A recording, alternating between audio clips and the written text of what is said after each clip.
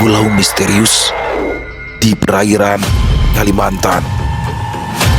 Misteri di laut Kalimantan.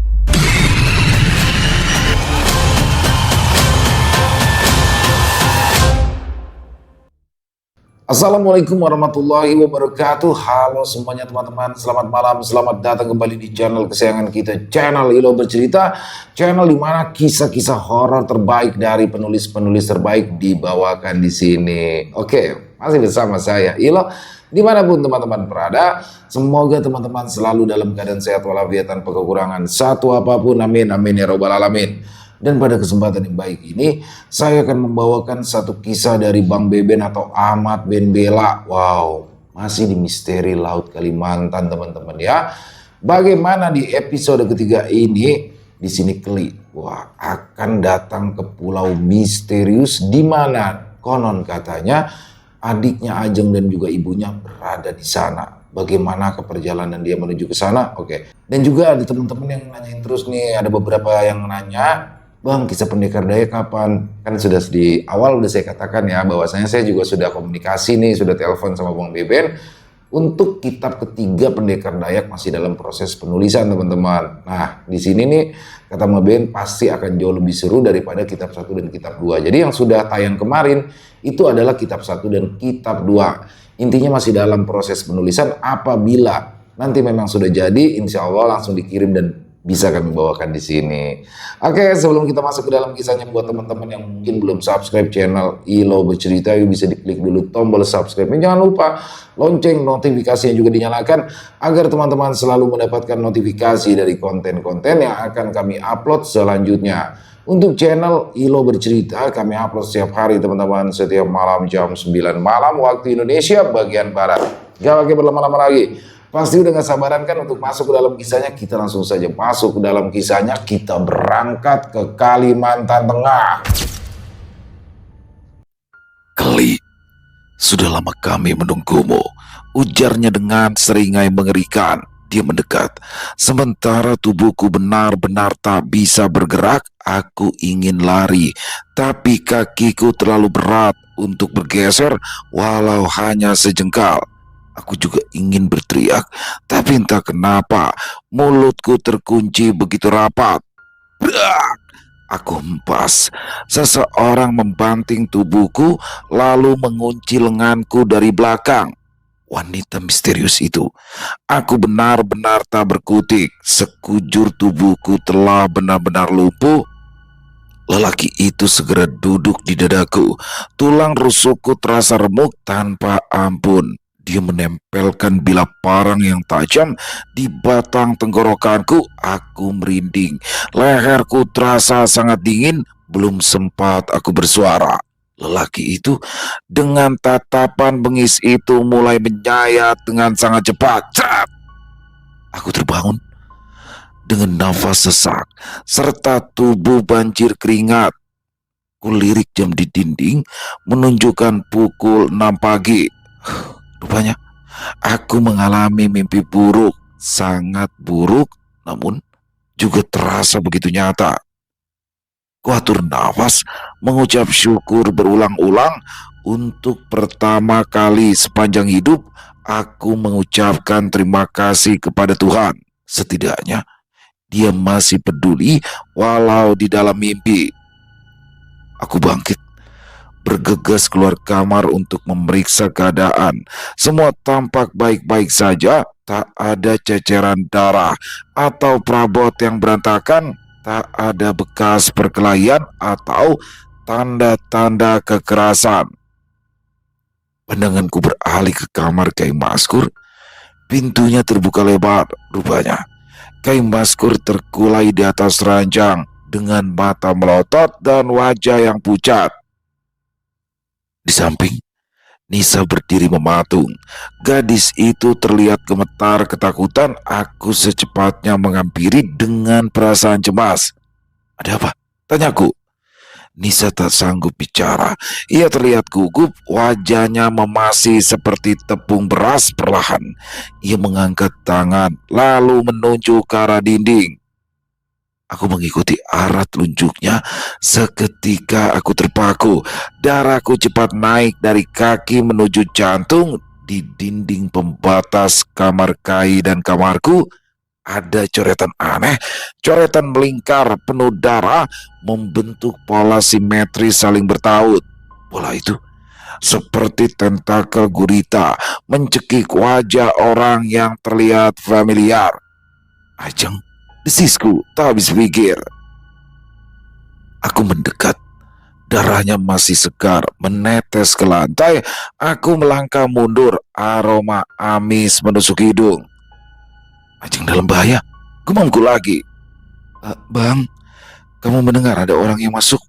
Entah lewat jendela atau lewat pintu dapur. Selidik Nisa, wajahnya masih tegang. Aku menggeleng lemah, meski sedikit ragu. Semalam, aku mengalami mimpi buruk yang terasa sangat nyata. Aku yakin ini pasti ada kaitannya. Kau harus pulang, Li. Lebih cepat, lebih baik. Kembalilah ke Surabaya, seperti yang dilakukan oleh ayahmu dahulu. Celetuk Kai Maskur, suaranya lirih penuh kekhawatiran. Aku menoleh, menatapnya lekat-lekat. Setidaknya sudah 3 kali raja itu muncul di rumah ini, lanjut Kai dengan suara parau, matanya kosong menatap dinding. 3 kali? Tanyaku sedikit kaget. Kai Maskur mengangguk lemah. Sekitar 25 tahun yang lalu, tepat sehari sebelum ayahmu buru-buru membawa kalian ke Jawa. Itu pertama kali raja itu muncul. Lalu, beberapa tahun kemudian, simbol itu muncul di tempat yang sama. Sesudah itu, hanya ada kematian. Satu persatu anak dan istriku tewas dengan cara mengenaskan. Ayahmu kabur ke Jawa demi menyelamatkan kalian. Aku menelan ludah. Suara Kai Maskur terdengar berat. Aku tahu ia sedang tak mengada-ngada. Aku berbalik, kembali menatap raja itu samar-samar. Aku mendengar Ajeng sedang merintih kesakitan. Suaranya sayup-sayup berbisik di telinga, getir dan menyayat hati berulang-ulang. Mas Keli, tolong aku, jemput aku, Mas. Aku menahan nafas. Bisikan itu terdengar begitu nyata, seolah keluar dari balik dinding. Aku tersentak. Dinding itu perlahan memudar, lalu berganti pemandangan yang mengerikan. Awalnya hanya nyala api di dalam gelap, diiringi suara debur ombak. Juga ada senandung bak paduan suara. Pandanganku jauh ke sudut malam di tepi pantai yang asing. Di hadapanku, aku bisa melihat Ajeng sedang dicengkram oleh sekelompok perempuan muda. Orang yang mengenakan pakaian serba putih, dia menggelepar, ditenggelamkan ke dalam air. Di samping ada seorang wanita hamil menatapnya tajam, sementara Ajeng sedang meronta-ronta demi menyambung nyawa. Ajeng tersedak. Wanita hamil itu menekannya begitu kuat ke dalam air. Adikku sekuat tenaga memberontak, tapi tetap tak berdaya. Senandung bergema disusul gelombang tinggi yang tiba-tiba menghantam. Air muncrat ke segala arah. Sesuatu muncul dari laut. Ajeng melotot, terbelalak ke arahku. Mas, jemput aku, pekiknya. Keli, aku gelagapan. Ternyata Nisa sudah berada di sampingku. Ia tampak terheran-heran. Begitu pula aku. Melamun, aku mengangguk cepat. Entah kenapa, aku merasa penglihatan barusan bukanlah halusinasi. Aku yakin Ajeng butuh bantuanku. Singkirkan penglihatanmu itu. Mereka hanya ingin menipumu, tegur Kai Maskur. Aku menoleh. Kai Maskur masih terkapar lunglai. Cuk, dengarkan Kai. Panggilan itu akan terus datang. Itulah para penguntit. Kau harus kuat menepisnya. Kecuali kau ingin celaka. Aku melengos, lalu melangkah ke kamarku tanpa bicara. aku tertunduk di tepi ranjang. Semakin dilarang, dorongan untuk pergi ke pulau itu justru kian menguat. Rasa muak kini menjalar di dadaku. Semua orang seolah peduli, tapi tak ada yang mengerti. Bertahun aku hidup dalam kepalsuan, tanpa tahu kenyataan yang sebenarnya. Sekarang aku berada di tempat di mana bisa menemukan ibu dan adik keluargaku yang tersisa. Tentu saja, aku takkan melewatkan kesempatan berharga ini. Kekacauan isi kepalaku segera pudar sewaktu Nisa sudah berdiri di hadapan. Ia mencondongkan badan lalu setengah berbisik, "Ayo, siap-siap ku antar kau ke pelabuhan. Kayak Maskur, biar urusanku." Pukul 8 lebih sedikit, aku sudah duduk di atas longboat, perahu cepat non ramping dengan ukuran 3 kali lebih panjang daripada speedboat. Orang-orang duduk berjejal dengan segala macam aroma, dari yang paling wangi parfum mahal hingga aroma busuk ketiak tanpa deodoran. Di tepi dermaga kayu, Nisa melambaikan tangan seiring perahu menjauh dari titian. Aku mengangguk, mengucap beribu terima kasih tanpa kata yang dibalas dengan senyuman hangat. Aku bersyukur meskipun baru berjumpa, Nisa telah banyak membantu tanpa pamrih. Sekejap berlalu, longboat melaju membelah sungai Mentaya yang begitu lebar, setidaknya 6 kali ukuran lapangan sepak bola. Kapal-kapal tugboat penarik tongkang berlalu lalang, bergerak pelan, bermuatan batu bara atau bauksit. Di tepi sungai, rumah-rumah kayu berbentuk panggung berjajar rapi. Beberapa nelayan terlihat sibuk dengan jala, sementara anak kecil berceburan ke sungai. Sejenak, aku lupa ruwetnya masalah hidup. Pemandangan di sepanjang sungai ini terlalu menenangkan. Waktu bergulir, aku terdiam di balik bisingnya deru mesin yang meraung. Badan perahu terentak, memecah arus yang terlihat tenang tapi sejatinya deras di bawah permukaan. Aku bersandar di kursi. Keping demi keping perjalanan hidupku yang datar tanpa makna berkelebatan begitu saja. Lalu, hanya dalam sekejap, semuanya menukik tajam.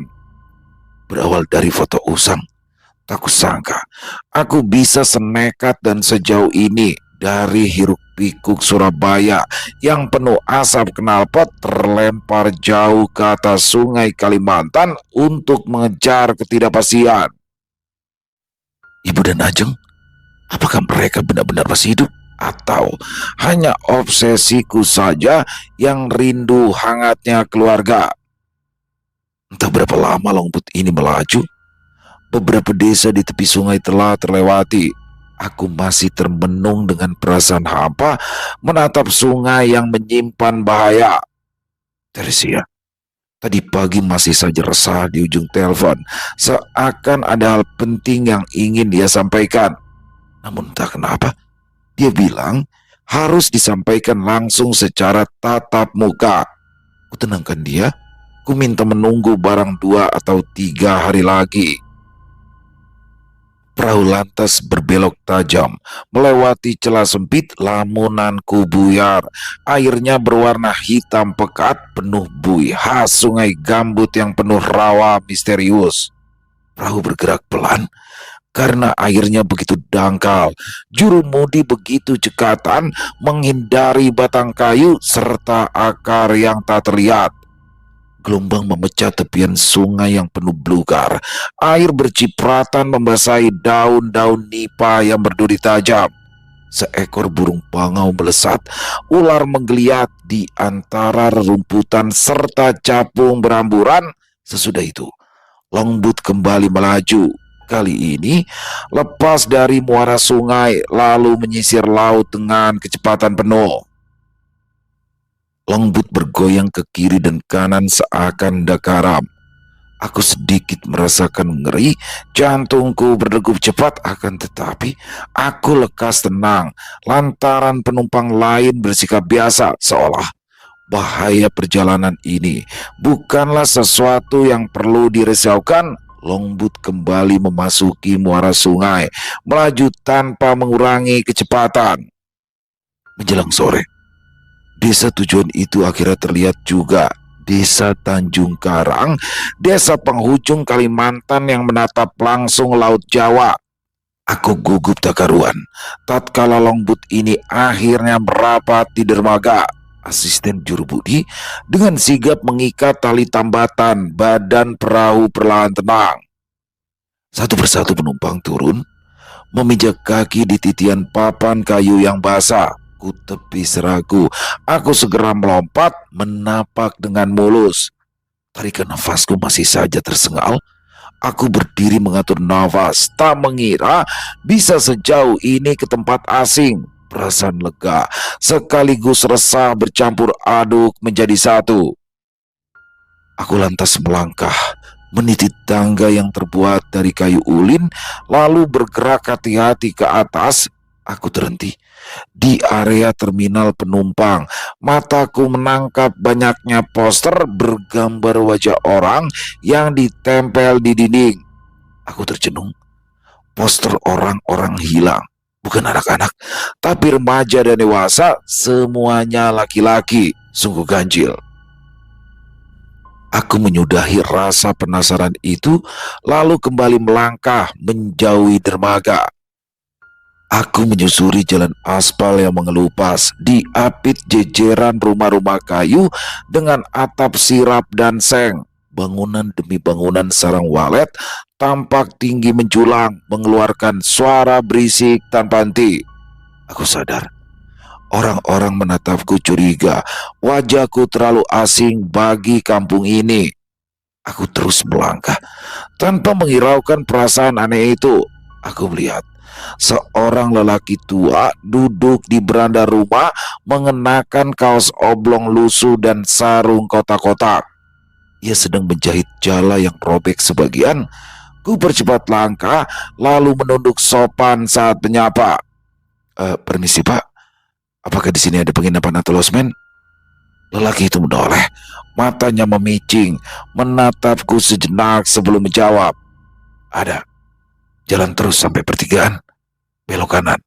Nanti ada losmen berlantai 2. Aku mengangguk cepat. Terima kasih Pak. Aku kembali melangkah mengikuti petunjuknya, berbelok kanan di pertigaan. Benar saja, di ujung jalan tampak sebuah penginapan bercat hijau. Jendela-jendelanya terbuka, di teras tersusun kursi dan juga meja. Aku melangkah masuk. Seorang resepsionis muda menyambutku ramah. Sesaat berlalu, aku mendapatkan kamar di lantai 2. Mbak, bagaimana caranya ya agar aku bisa pergi ke pulau di dekat sini, pulau di tengah laut? Gadis itu mengerjitkan dahi. Tidak ada pulau di dekat sini. Kampung ini adalah yang paling pesisir, berbatasan langsung dengan Laut Jawa. Pulau pulau itu pulau tempat di mana orang-orang percaya tentang Cthulhu. Gadis itu terbelalak. Buku tamu segera ia tutup. Pulpen yang ia genggam bahkan terlepas dari tangan, lalu berguling di lantai keramik yang berdebu. Kamu harus segera pergi, sentaknya seketika. Aku tertegun. Nada suaranya berubah drastis, dari ramah menjadi sedikit kasar. Matanya menatap ke arah pintu seolah berharap tak ada orang lain yang mendengar. Apa maksudnya? Kenapa aku harus pergi? Cecarku. Gadis itu menarik nafas sedalam-dalamnya, menelan ludah dengan gugup. Tangannya gemetar saat merapikan kembali buku tamu yang berantakan.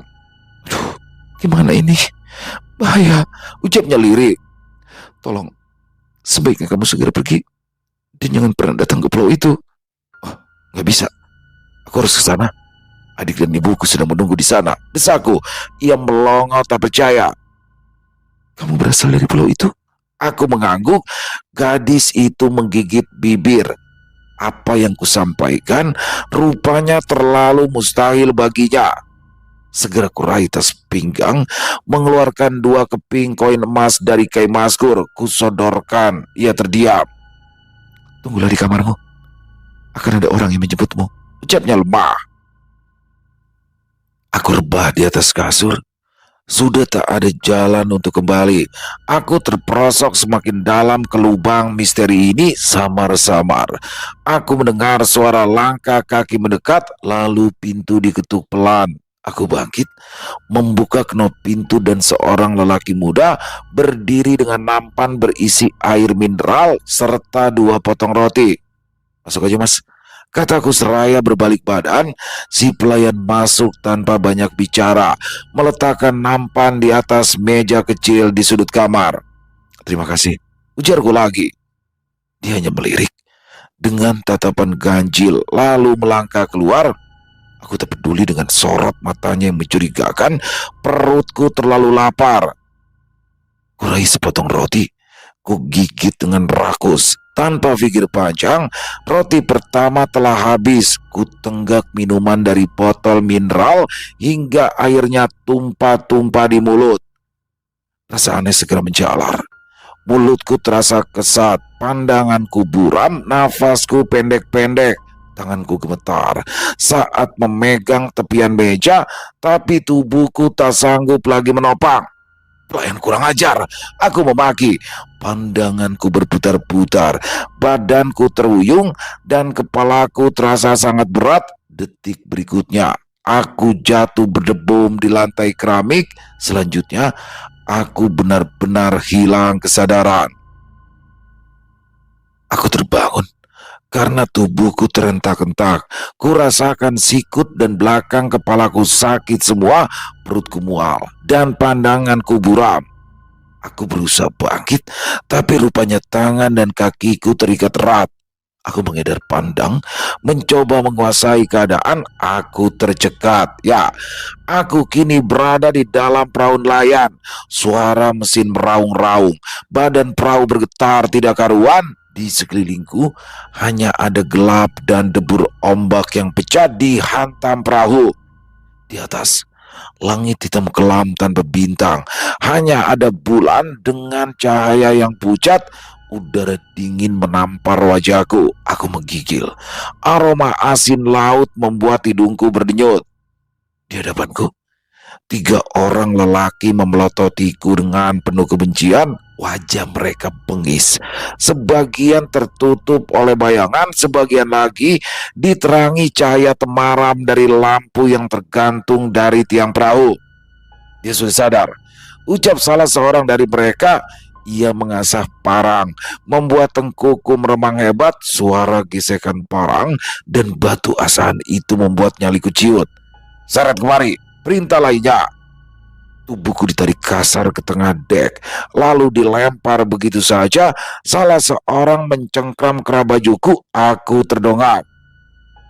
"Seharusnya kau pulang selagi ada kesempatan," ancam pria yang memberi perintah. Dugaanku ialah pemimpin mereka. Sorot matanya menyala-nyala penuh amarah.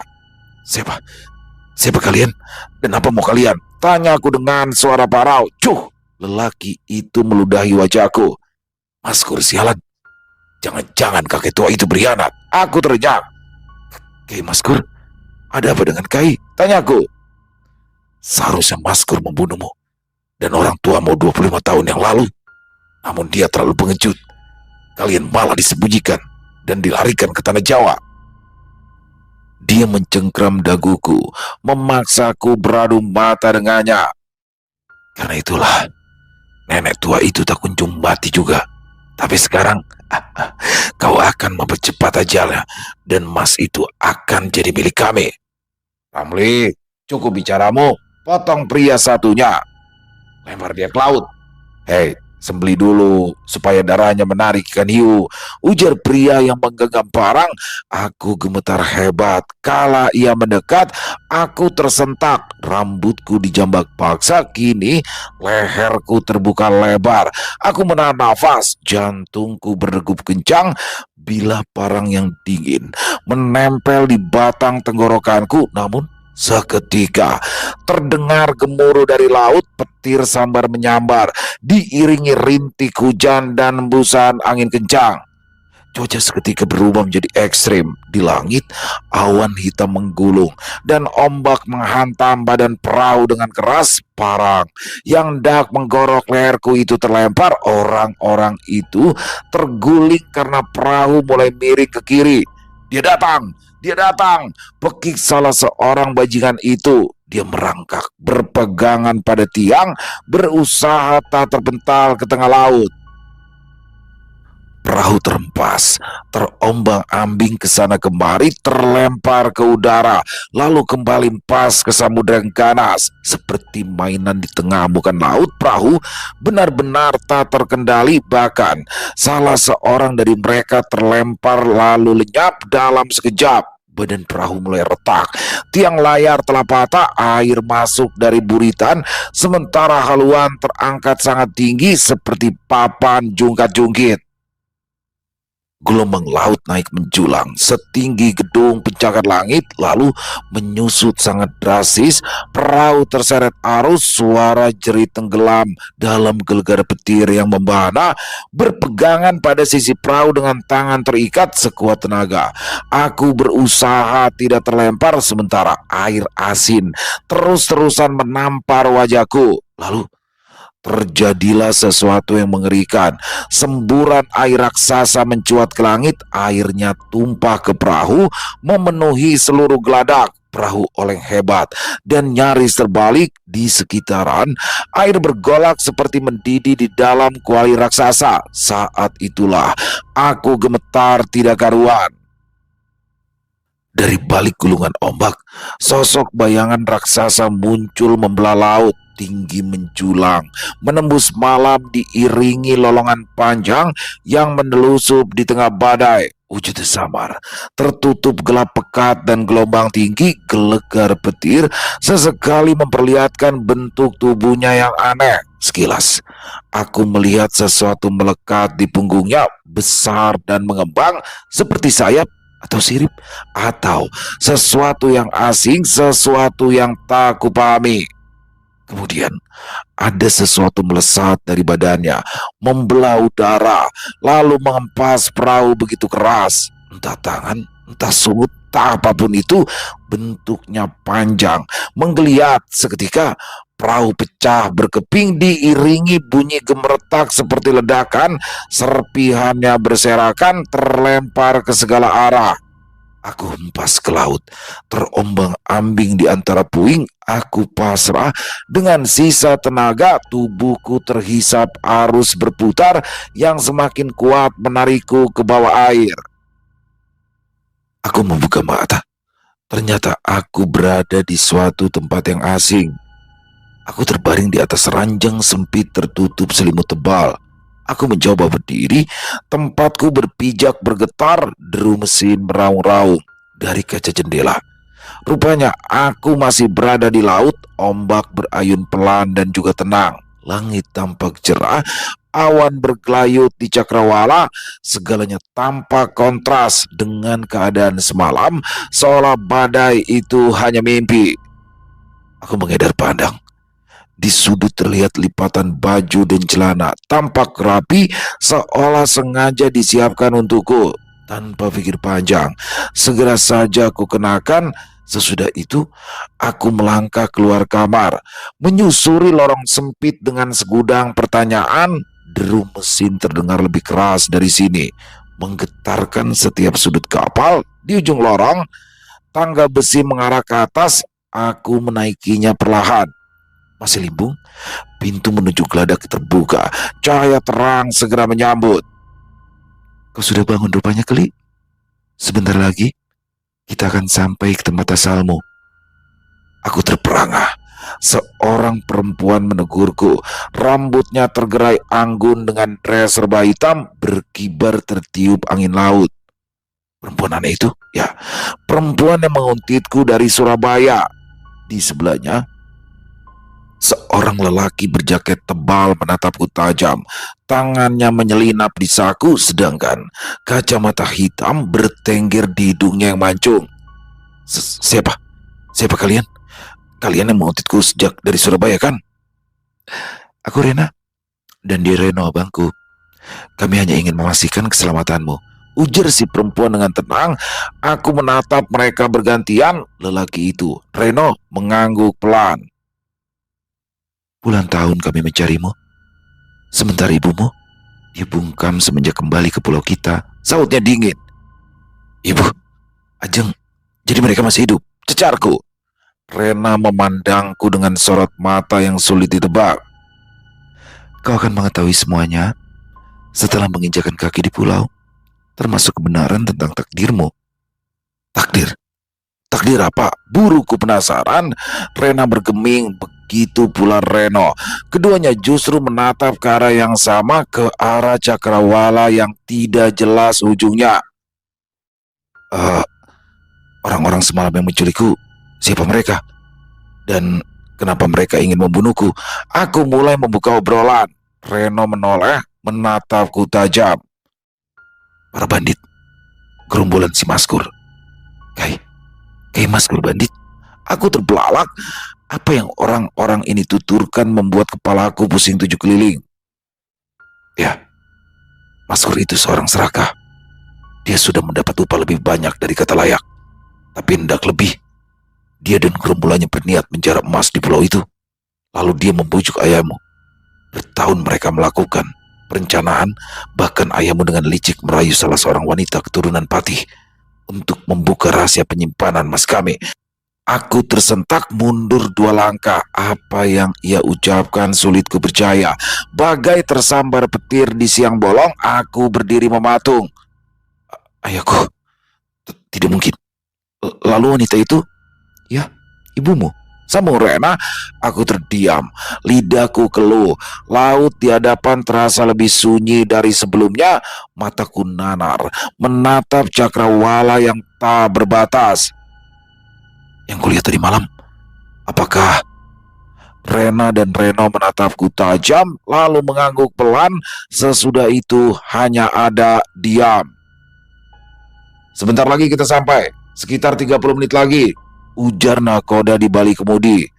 Radio mulai bergemerisik, alat elektronik menjadi kacau, kompas berputar-putar tanpa arah, serta lampu-lampu indikator di panel kendali berkedip-kedip tak menentu kulirik. Monitor penunjuk peta digital tampak bergaris-garis sebelum akhirnya gelap total. Aku mulai gelisah. Kapal terus melaju, tapi laut sekeliling terasa ganjil, terlalu tenang.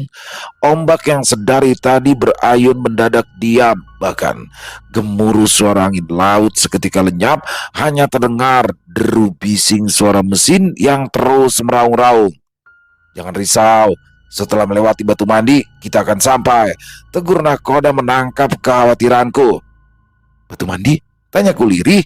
Semua bungkam, tak ada yang menggubris. Lalu perlahan terlihat sesuatu muncul di permukaan, seperti punggung makhluk raksasa berwarna coklat kehitaman. Tidak bergerak, hanya diam. Meski debur ombak menghantam, kemudian semua kembali berubah seperti sedia kala. Angin kembali berembus, ombak kembali menggulung. Segala sesuatu di anjungan kembali normal. Kompas kembali menunjukkan utara dan selatan.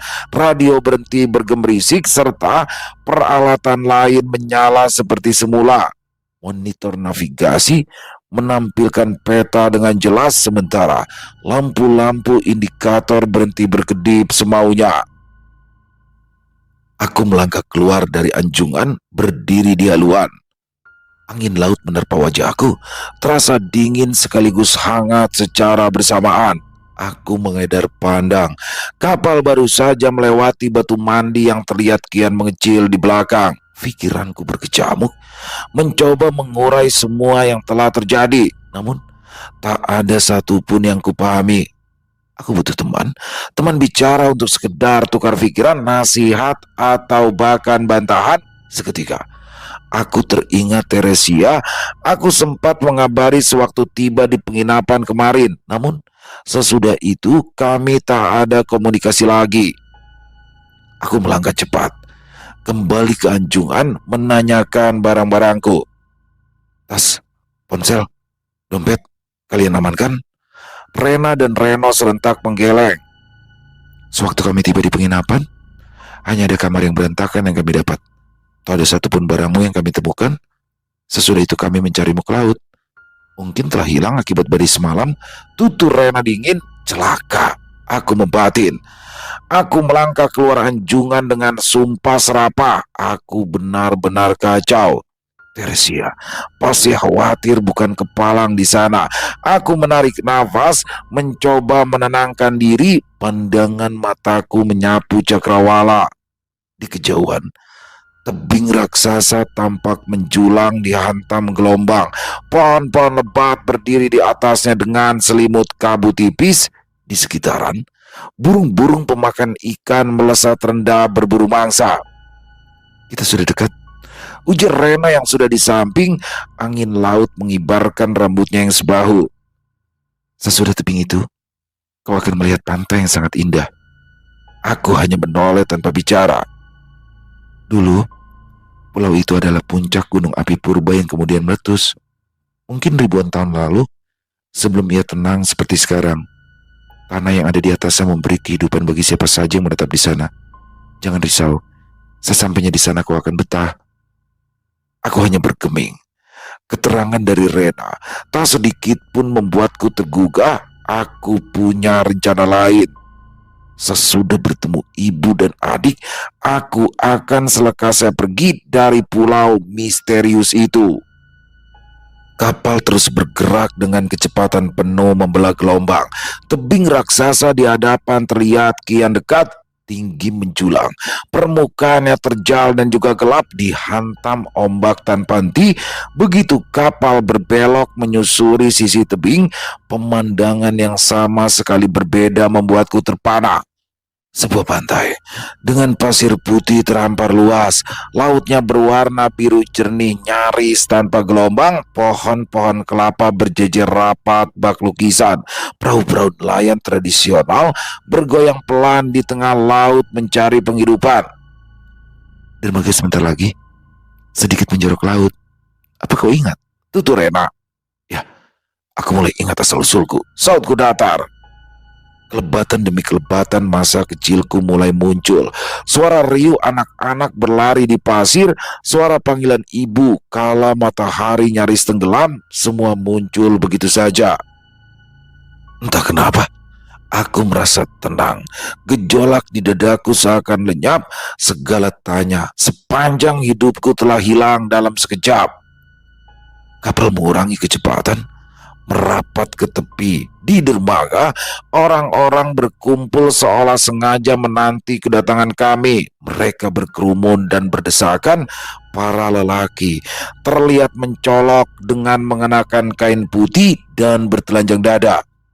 Aku heran, apakah kedatangan kami sudah mereka tunggu? Orang-orang itu terlihat antusias, saling berbisik. Lalu sudut mataku menangkap seorang gadis muda yang tampak familiar. Masih ku kenali. Ajeng, gumamku lirik. Trompet kapal terdengar lantang, membuatku terperanjat. Pada akhirnya, kapal benar-benar bersandar di dermaga. Begitu tangga kapal diturunkan, Rena mengajakku bergegas.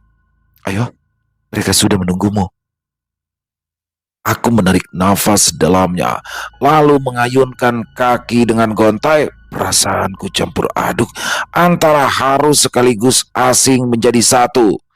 Sorot mata orang-orang tak pernah lepas dari gerak-geriku, tunduk dan penuh hormat. Aku tidak mengenal mereka, tapi mereka seolah mengenalku. Tatkala kakiku memijak lantai dermaga, orang-orang itu lantas melempariku dengan kelopak bunga serta beras kuning. Mereka lantas bersenandung dengan cara yang aneh, terdengar ganjil, asing, tapi menenangkan batin. Langkahku terhenti. Ajeng mendekat. Ia mengalungkan bunga ke leherku dengan lembut. Beberapa saat kami saling tatap, senyum tipis menggantung di sudut bibirnya. Tanpa banyak bicara, kami lantas tenggelam dalam pelukan. Tangis kami pecah, isa kami tertahan di bau masing-masing di balik taburan bunga yang terus berjatuhan serta nyanyian yang merdu. "Kamu pulang, Mas?" ucapnya lirik. "Ya, aku pulang," sautku. Air mata tak sanggup kebendung. Ku biarkan mengalir tanpa henti. Aku tak pernah mengira bisa bertemu lagi dengan adikku. Sekian lama terpisah, aku sempat mengubur keinginan bertemu Ajeng, namun takdir punya misteri lain. Hari ini, ia tak lagi hadir di dalam mimpi. Dia telah benar-benar hadir di hadapanku, nyata. "Ayo, kita harus segera ke desa sebelum matahari tenggelam," tegur Rena. Senandung berhenti, berganti dengan gemuruh para lelaki tanpa aba-aba. Mereka mengangkat tubuhku di udara. Aku terheran, aku digotong bak tamu agung. Tubuhku melayang di pundak mereka, melewati kerumunan yang riuh derai tawa. Anak-anak bersorak tanpa henti, berlarian mengejar. Entah kenapa, hari itu aku telah benar-benar merasa pulang. Segala beban di pundak seolah luruh begitu saja. Memasuki desa, orang-orang semakin banyak berkerumun. Mereka berdiri di tepi jalan, menunduk penuh hormat. Namun, di salah satu sudut, di bawah pohon kelapa, aku melihat 4 orang lelaki sedang berbisik. Salah seorang di antara mereka menyayatkan telunjuk di leher. Sewaktu menyadari aku tengah memperhatikan, seorang kawannya lekas menegur. Orang-orang itu gelagapan, lalu lekas membungkuk. Aku segera melupakan kejadian itu. Kuanggap bukan hal yang perlu dirisaukan. Aku memalingkan muka, memperhatikan sudut-sudut desa. Barulah aku menyadari ada yang terasa janggal. Orang-orang ini seakan hidup di masa lalu. Segala sesuatunya terlihat kuno. Bangunannya, rumahnya terlihat kuno dan seragam. Bahkan orang-orangnya pun terlihat berpakaian dengan cara yang kuno. Aku terpana. Desa terpencil ini begitu terisolasi, sengaja mengasingkan diri di tengah samudra anta beranta. Penduduk pulau ini memang sengaja mengasingkan diri dari dunia luar. Saat masuk semakin dalam ke desa, keganjilan itu kian terasa. Anehnya, justru terasa menenangkan. Tak ada hingar-bingar kendaraan, tak ada asap knalpot ataupun orang-orang yang bergegas dikejar rumitnya mencari makan. Bahkan, tak ada satupun tiang listrik berdiri tegak dengan kabel membentang. Akan tetapi, ketenanganku segera berubah menjadi kekhawatiran. Di lapangan desa, ada sesuatu tinggi menjulang, sesuatu yang kulihat ketika badai semalam. Sosok purba yang mungkin jadi sesembahan penduduk di desa ini. Wujudnya ganjil, semacam perpaduan beragam hewan yang dijahit menjadi satu. Sayapnya membentang dengan bentuk wajah yang sangat aneh, banyak tonjolan melengkung dan menjuntai. Aku terdongak, mencoba turun dari usungan, tapi cengkraman di badanku terasa begitu erat. Orang-orang kian riuh, berteriak-teriak dengan cara yang aneh. Suara mereka menggema, naik turun seperti mantra yang tak kupahami. Aku tercekat, tenggorokanku kering. Seketika aku sadar, ya, aku bukan sedang disambut, tapi aku hendak dikorbankan. Kulirik, Ajeng sedang menatapku dengan senyum misterius. Selesai. Keren banget nih kisah dari Bang Beben, misteri di Laut Kalimantan. Keli, waduh si Keli ini akhirnya nekat nih. Padahal sudah dilarang sama Kyai Maskur, tapi dia tetap nekat untuk datang ke pulau di mana konon katanya ibunya dan juga adiknya Ajeng ada di sana. Ini jadi bingung nih ya, karena banyak sekali di dalam perjalanan itu banyak sekali ucapan-ucapan yang bertolak belakang dengan apa yang diketahui Kelik. Jadi pertama tuh ketika dia dibawa sama 3 orang perampok ya, di situ mereka bilang bahwa Kyai Maskur ini rakus karena ingin menguasai emas. Nah, Ketika dia selamat, terus dibawa sama 2 orang, Rena dan Reno, di situ mereka juga bilang bahwa Kyai Maskur jahat. Nah, sebenarnya siapa sih yang jahat? Gue jadi bingung kan. Nah, ketika sampai di pulau, di situ dia bertemu dengan Ajeng yang sudah remaja, disambut tuh, dilulukan. Tapi ternyata di situ dia seperti akan ditumbalkan atau dikurbankan terhadap makhluk mengerikan yang ada di depan matanya. Makin penasaran kan, kira-kira makhluk apa sih itu sebenarnya? Dan apakah Keli akan ditumbalkan? Dan apakah Keli bisa bertemu dengan ibunya juga? Wah, pokoknya buat teman-teman jangan sampai ketinggalan minggu depan untuk episode selanjutnya dari Misteri di Laut Kalimantan. Terima kasih Bang Beben, kisahnya keren pakai banget, ditunggu lagi kisah selanjutnya. Jangan lupa Bang Beben ya, untuk kisah pendekar Dayak Kitab 3, kalau udah jadi langsung kita gas.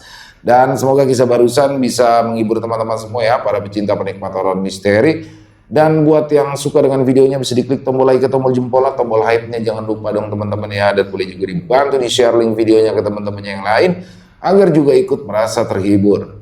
Buat teman-teman yang punya komentar lain, punya pendapat lain, bisa menuliskan di dalam kolom komentar ataupun hanya sekedar saling menyapa. Insya Allah kami akan menjawabnya satu persatu. Di akhir kata, saya Ilo mengucapkan permohonan maaf apabila mungkin dalam pembawaan kisahnya barusan ada kata-kata saya yang salah ataupun ada kata-kata saya mungkin yang kurang berkenan. Saya mohon dibukakan pintu maaf yang seluas-luasnya. Sampai berjumpa lagi di konten-konten kami selanjutnya yang pasti tidak kalah serunya, yang pasti tidak kalah horornya. Masih bersama saya Ilo di channel Ilo Bercerita. Salam sehat sukses selalu untuk kita semua. Wassalamualaikum warahmatullahi wabarakatuh.